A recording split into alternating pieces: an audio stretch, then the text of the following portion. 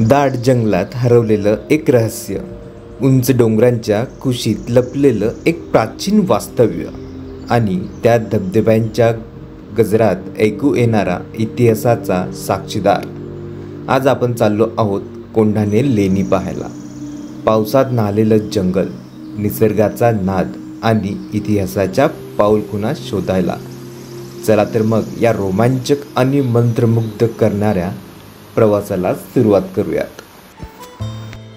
सकाळी 5 वाजता आम्ही निघालो कोंढाणे लेणीच्या दिशेने. वाटेत जोरदार पाऊस सुरू होता, पण आम्ही न थांबता आमचा प्रवास सुरूच ठेवला आणि पोहोचलो कर्जतमध्ये. कर्जतमधला एक सुंदर क्षण तो म्हणजे विठुबरायाचे दर्शन. गाडीतूनच विठुबरायाचे दर्शन घेऊन आम्ही निघालो पुढे.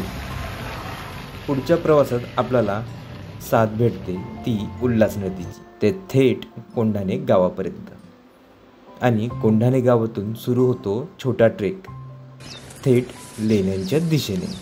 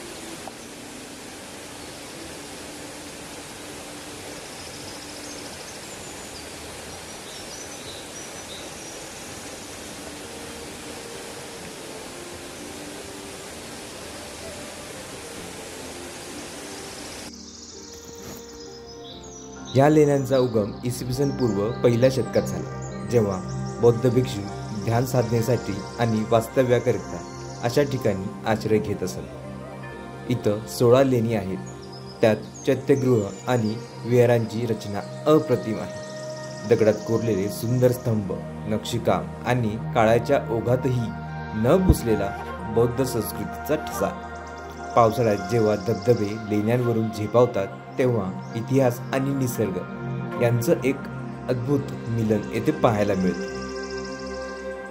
कोंढाणा लेणी केवळ प्रवास नव्हे, तर भूतकाळातील एक अनोखी सफर आहे.